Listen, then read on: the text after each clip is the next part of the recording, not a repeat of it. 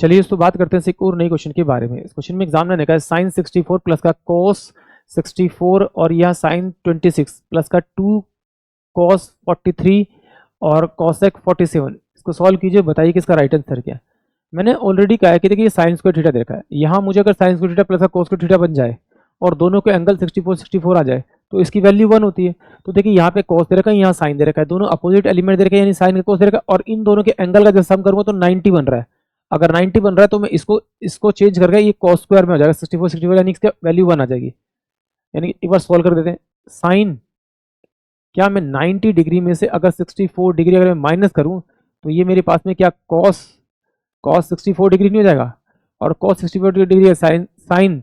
Square 64 और cos को 64, इन दोनों का सम करेंगे तो ये 1 हो जाएगा प्लस का।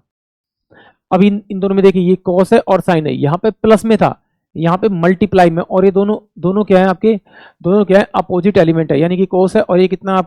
आपका कोसेक है। अगर इन दोनों के एंगल का सम 90 आ रहा है तो इसका मतलब इसका आंसर भी कितना होगा 1 होगा, यानी 1 प्लस का 1 इंटू बी 2 यानी कि ऑप्शन डी इस क्वेश्चन के लिए करेक्ट होगा। एक बार समझ रहे एक्चुअली क्या है यहाँ पर, देखिए यहाँ पे कॉस दे रखा है, जब यहाँ पे सेक आएगा तभी 1 में कॉस खुलेगा, तो यहाँ पे 47 है, इसको 90 माइनस थीटा करूंगा तो ये मेरे पास सेक 43 आ जाएगा। कैसे जरा देखिए, कॉसेक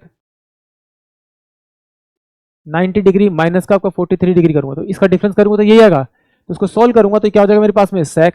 अपोजिट है सेक 43 डिग्री, और सेक 43 डिग्री को मैं क्या लिखता हूँ 1 में कॉस 43 डिग्री,